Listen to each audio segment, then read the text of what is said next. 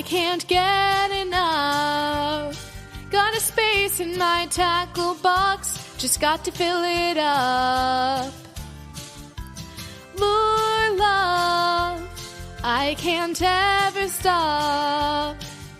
Don't got a basement, got an underground tackle shop. And here are the hosts of the Lure Love podcast. John, Crappy Hippie King, and Tim, Tackle Box Beat.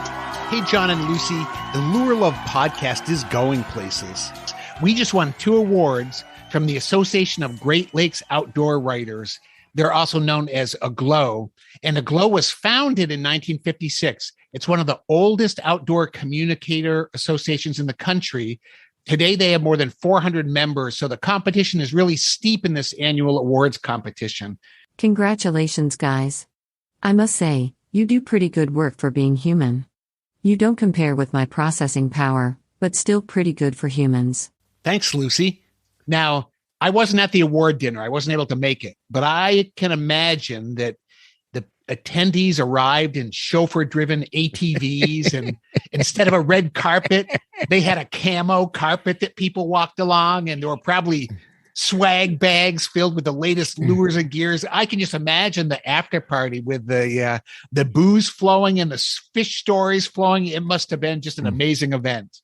Absolutely. Wow. You paint a really nice picture. It sounds fantastic, true or not, now I've got fish tanks, giant fish tanks and lifelike marsh grass running on either side of the aisle to go in. And of course they had venison or a fish fry or something, right, for the dinner. Yeah, boy, I'm excited. What category did we win? Most handsome hosts? Well, I think we got miscongeniality in that category, but we took 3rd place for the best website for lurelovepodcast.com, our podcast website. And, in addition to the podcast episodes, you can read our blog there, follow social media posts, enter to win contests, and even send an audio question or comment. Plus, you just added some great Lure Love t-shirts and other merch to the site. So we were stoked. We've only been doing this a little while, and the website already took 3rd place. Hey, that, well deserved. And I can take, let's see, how much credit? 0.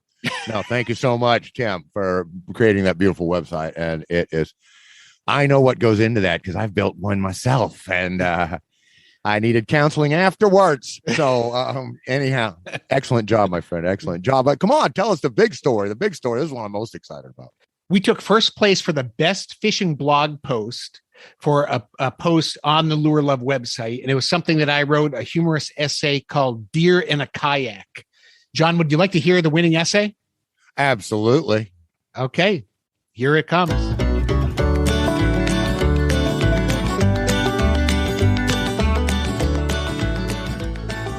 At a circus, I once saw a chimpanzee on a tricycle.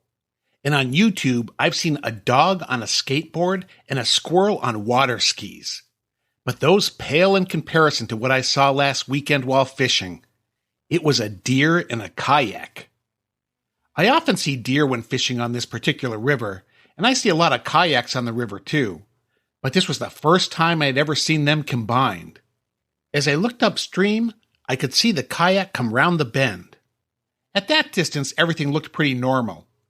Just another yakker coming to disrupt my fishing. It was a common occurrence, and the kayak didn't seem to be in a hurry as it slowly floated downstream. But as the kayak got closer, I noticed 2 things. First, the kayaker wasn't holding a paddle. Second, the kayaker had the skinniest arms I had ever seen. And as it got still closer, I thought, that guy has the largest ears I've ever seen. And as the kayak got even closer, I thought, that guy looks like an Odocoleus virginianus, a white-tailed deer. I rubbed my eyes and looked again.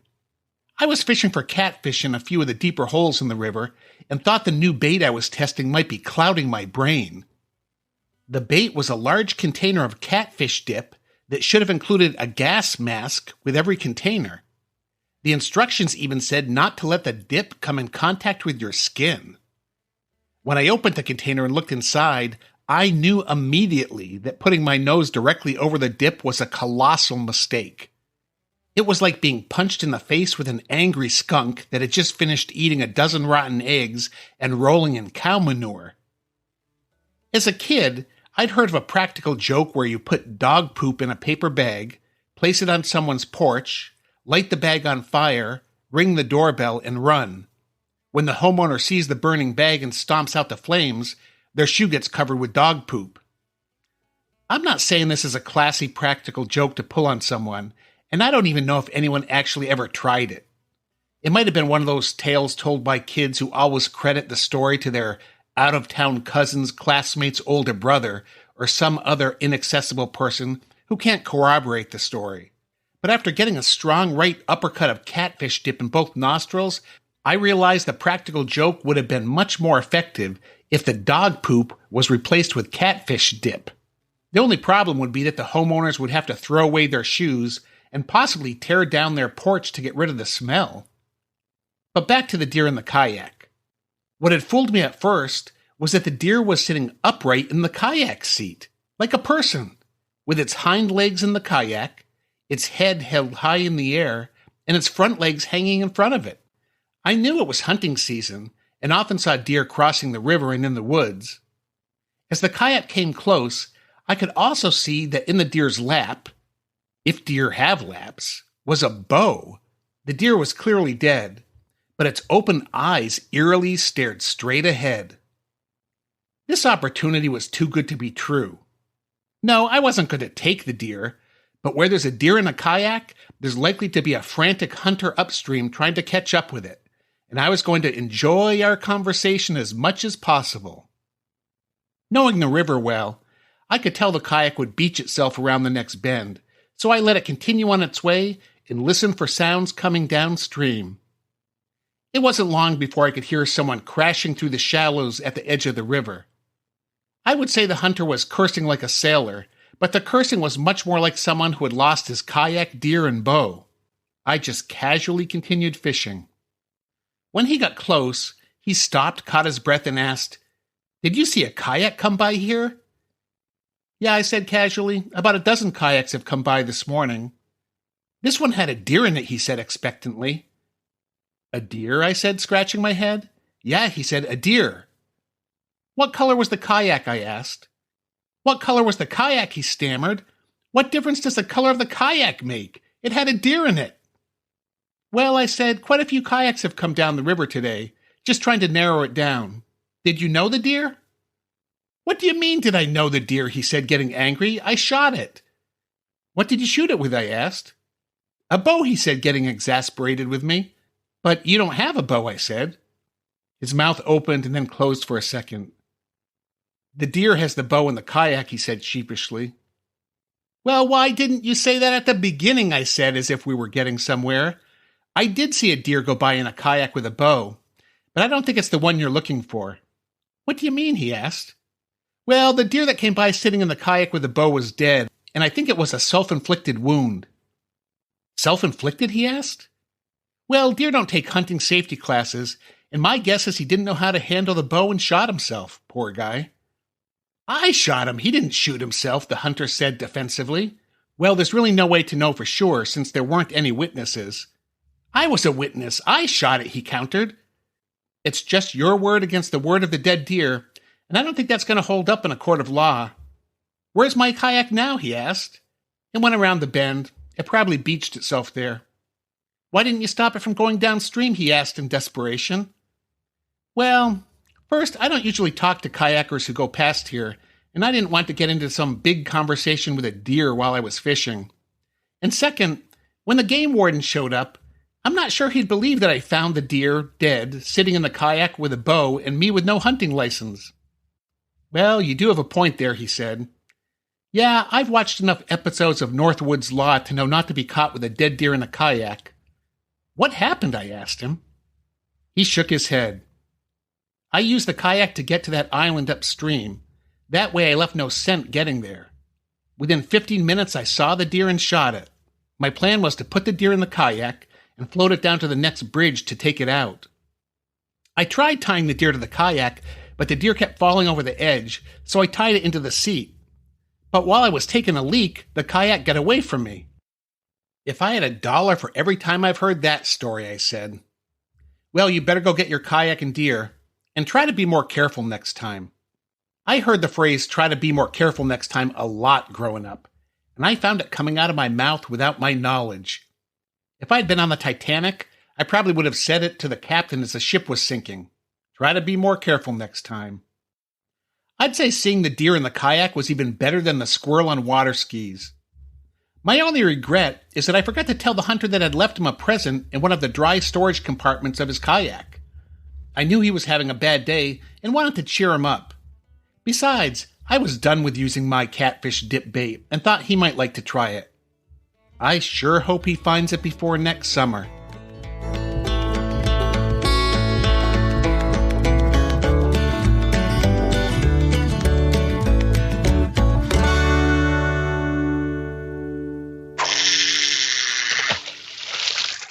Tonight's focus on the lure development timeline is on a true classic that was both popular and important and has maybe the best name ever for a lure, the Heddon River Runt.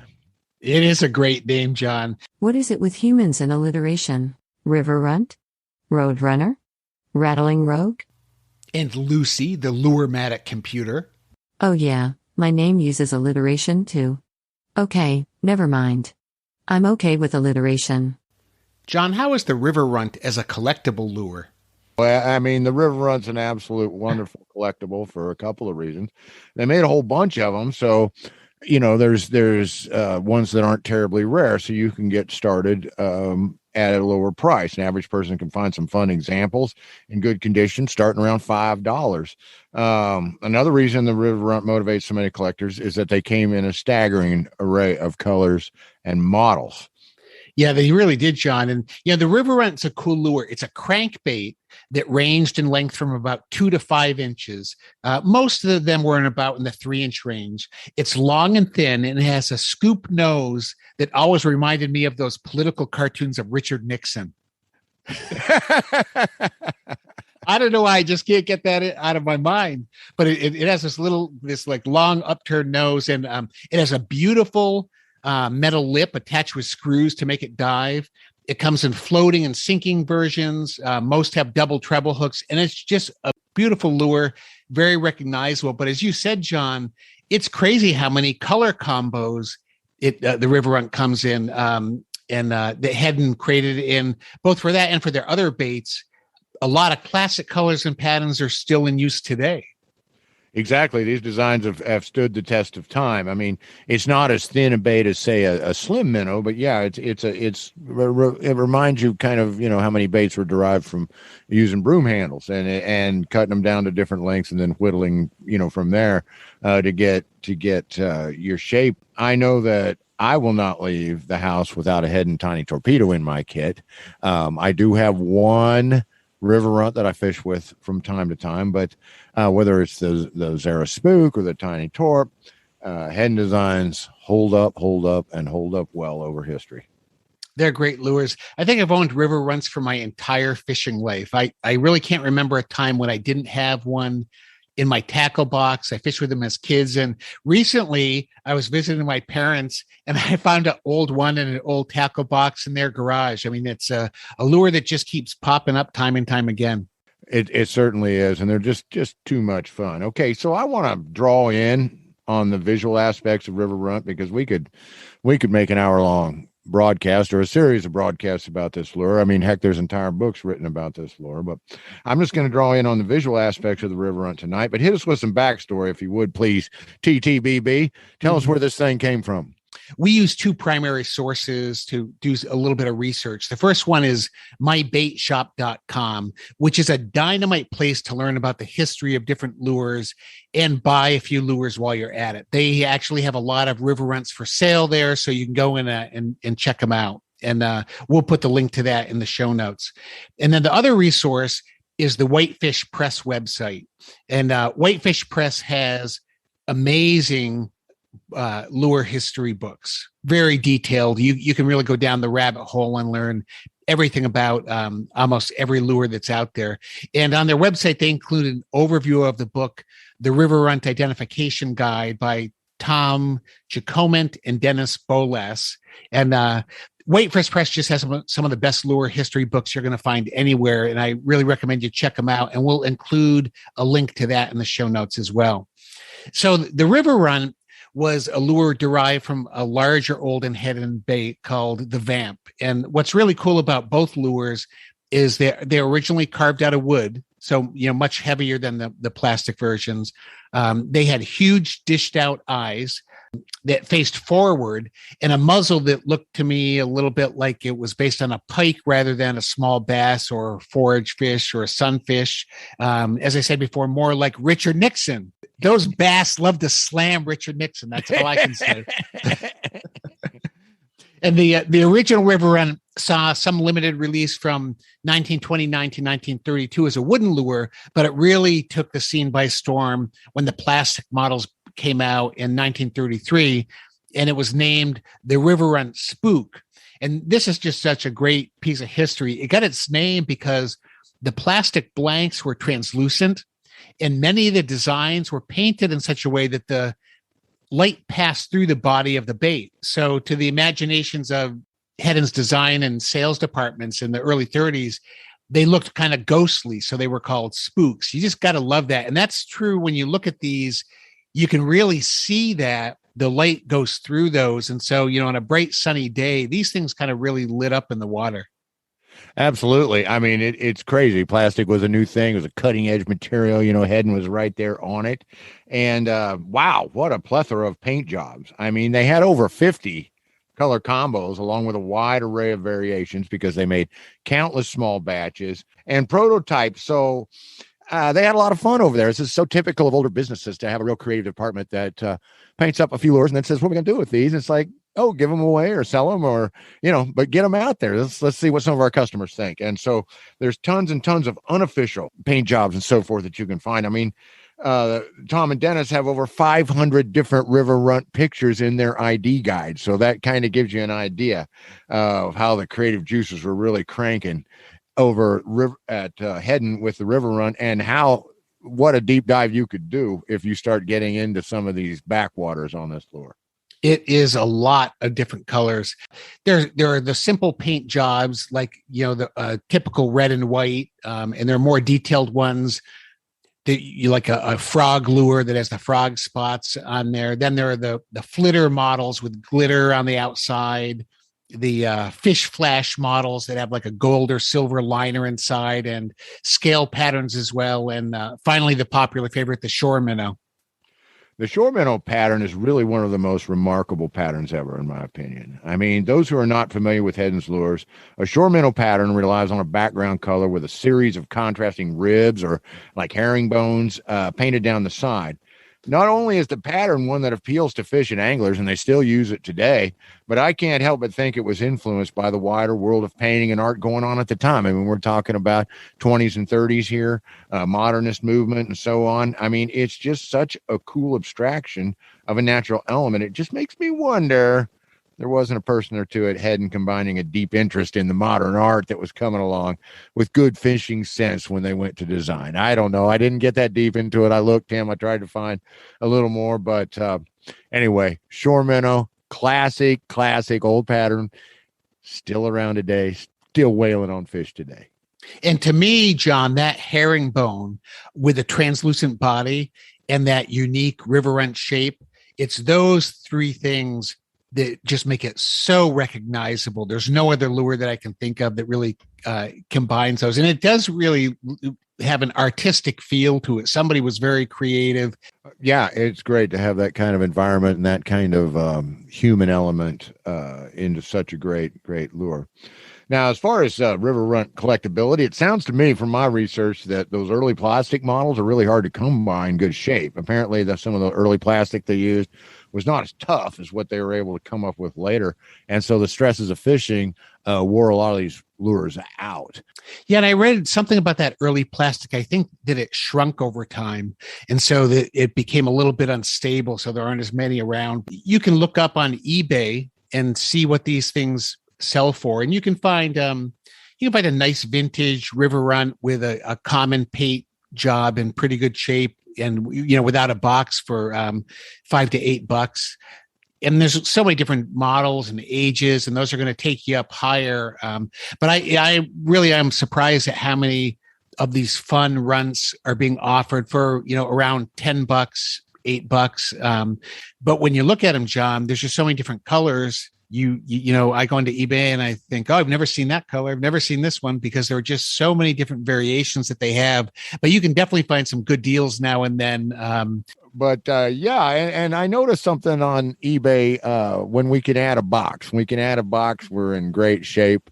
I also see boxes being just sold, separately. But talk to us about when you add a box. How does that help? Well, the boxes are often collectible in their own right, especially if they're in good shape. And you get these cardboard boxes. We're so used today to either, blister packs and things like that. But some of the old boxes were just beautiful. But they were made of cardboard, so they obviously don't hold up quite as well as the plastic lures did. But if you find old lure boxes in good shape, they're highly collectible in and of themselves. You can pay, $10 to $25 just for a box. But the real feat is to match the box and the lure by the catalog number. Sometimes a lure will be in the box, but it's not what its original box was. And so the real collectors are trying to not only collect a lure, but then the box that they went in as well. And that gets a much higher value than either of those sold separately. Well, I see here on your notes that these prices for the more common river runs quickly gives way to all sorts of different models with higher values. It's crazy. There's just so much cool, fun stuff that surrounds this single fishing lure. And that's why, John, some of the colors might be more rare than others. So there was a mint river runt with a box that recently sold on eBay for $53, for one lure. They go for much more than that even. But, some of the more common ones are going to be a lot less. Your wife, Kathy, is a professional picker. She's used to finding antiques and everything. So what advice would she give to our listeners when it comes to buying these vintage lures? Main thing, I think, to start with, condition is king. So when you're looking at price and you wonder why one's more expensive or what have you, anyway, get lures that are at least in good condition. And don't be afraid to dicker, and don't get your feelings hurt if you can't come to an agreement, but don't be afraid to try. And then she always says, be ready to walk away if they won't, come toward you. Then there's plenty of deals out there. So if you don't get this one, there's another one to be had. But her most important advice would probably be to say, collect what you like, collect what you're having fun with. Don't worry too much about value. If you happen to like the shore minnow pattern and want to collect, right in that niche, great. If you just happen to want to get all the yellow or yellowish river runts you can find, that's great. Don't let have fun with the values and dream on about the big expensive finds, but don't let it spoil your fun. That's the great thing about river run. You can have an awful fun collection without putting out a lot of money. It's going to be colorful. It's going to be fun, and just do what you enjoy. And a lot of those lures, it's not about the value of the lure. It's the memories that are attached to it. One of the memories that I have, and I don't know what the official color name is, but I call it Fire Tiger. It's orange and green. And I had a river runt in that color as a kid. And whenever I see one of those, that is my favorite color, not because it catches fish, because I have such memories of that lure. And I think that's the fun, is when these lures tie generations together, and you can look at one and it brings back those great memories of fishing as a kid. Absolutely pure wisdom right there. I'll throw my old black and white shore minnow pattern around and enjoy the heck out of it, but I've got a couple put away. So that's my advice here on closing. I think one great thing about the river runt, you can go out and buy one, put it in your active tackle box, and you can buy another one, put it in your tackle box, your old vintage tackle box where you keep your vintage lures, and have a user and have a saver, because they're certainly within reach for you in that type of situation. It has been the number one lip bait for decades, and it still works today. Warning, warning, lure news alert, lure news alert. According to an article in the Jackson newspapers, Brandon and Amanda Vance are independent insurance agents with their own insurance agency in Ripley, West Virginia. In the article, Brandon said, "I don't know what happened. Now we're an insurance office and also a bait and tackle shop. The sign in front of their business reads Vance's General Store Bait and Tackle, with a smaller sign underneath that says insurance. Many of the fishing lures they sell are handcrafted in Jackson County, and they sell those huge musky lures that we love so much. No, we love them. You just got some big musky lures, as a matter of fact, including the duck, the mighty, mighty duck. But yes, I did. Indeed. I can't wait to see a huge fish take that baby duck off the surface. The Vances are using social media to find lure makers to feature in the store. And they're open 7 days a week from 9 to 9. And you can also follow them on Facebook. We'll include a link in the show notes. But John, this is a great story on so many levels. And I hope the Vances are not only hugely successful in their business, but also start a trend of fishing lures being sold in other businesses. For example, I think when you go to the movies, you should be able to buy a large popcorn and a few hula poppers at the same time. You follow me? Oh, yeah. No, definitely. And especially if the movie is about a sea monster or fishing or any sort of thematically water-related movie, there should be some fishing lure tie-in. Absolutely. Absolutely. When I go to the dentist, I shouldn't just go home with clean teeth. I want a dozen Panther Martins in my pocket. Or say I'm picking up my shirt from the dry cleaners. Why not pick up some dry flies at the same time? Or you order a pepperoni pizza, you get a pico perch with it. This is what I'm talking about. This is a big idea. There should be a lure store in every other store, the way there's a Starbucks in every other store. Wow, you're heating up there, Tim. I mean, but really, man, it's getting to me. Your excitement is infectious.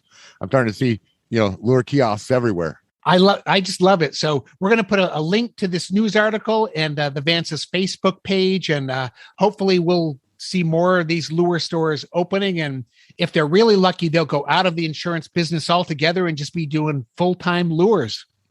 There you go. There you go. A story on WDRB TV in Louisville, Kentucky says that an 8-year-old named Logan Boyd didn't just set up a lemonade stand this past summer.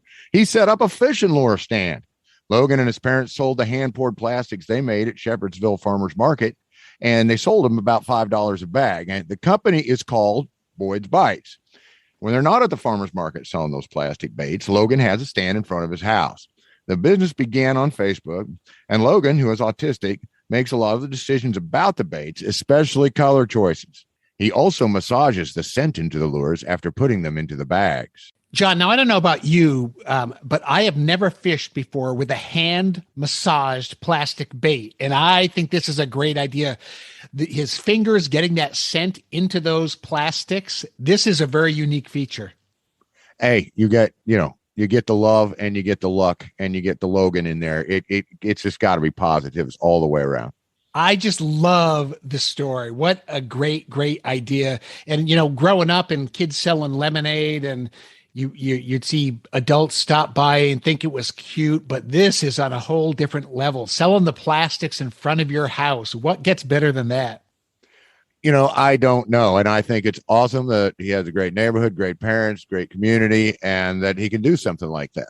I just think it's wonderful that he's able to pour enough stuff and is having fun with it. And it's stimulating his creativity. He's teaching him about business and about niche marketing, because he has the only hand massaged plastics anywhere in Kentucky. I guarantee you. If not the entire Mid-South. So way to go, Logan. We're behind you 110%, brother. Now, John, when I was a kid, there was something, I don't know if you remember this, creepy crawlers, which was it was a little metal plate and you'd pour plastic into it and you can make different shapes, including some bugs and worms. And we fished with them. We would make these. Now, it wasn't that really soft plastic. It was a little bit harder. But I just loved doing that growing up. And I could see him being 8 years old, helping to pour those plastics. I mean, it is just a ball to do something like that when you're a kid. It's an absolute ball. I remember creepy crawlers. We always had a blast with those things. And then when they first started producing pour kits for plastic worms, I had one. So I know that he is having a whale of a time. And it's a great way to get into lure crafting. So if maybe you're not wanting to tie or do something like that, think about pouring a few plastics. It's an awful lot of fun. I think our listeners should go to the Boyd's Baits Facebook page and buy a bag of plastics right now, and we will put a link in the show notes. That's it for another episode of Lure Love. Make sure to visit our website at www.lurelovepodcast.com and also our Facebook page. And don't forget to ask yourself this important question. Why buy one lure when you can buy 103? Lure love, you've been on my mind. Never enough lures to tie to the end of my line. Lure love, can't I make you see? Why buy 5 lures when you can buy 100?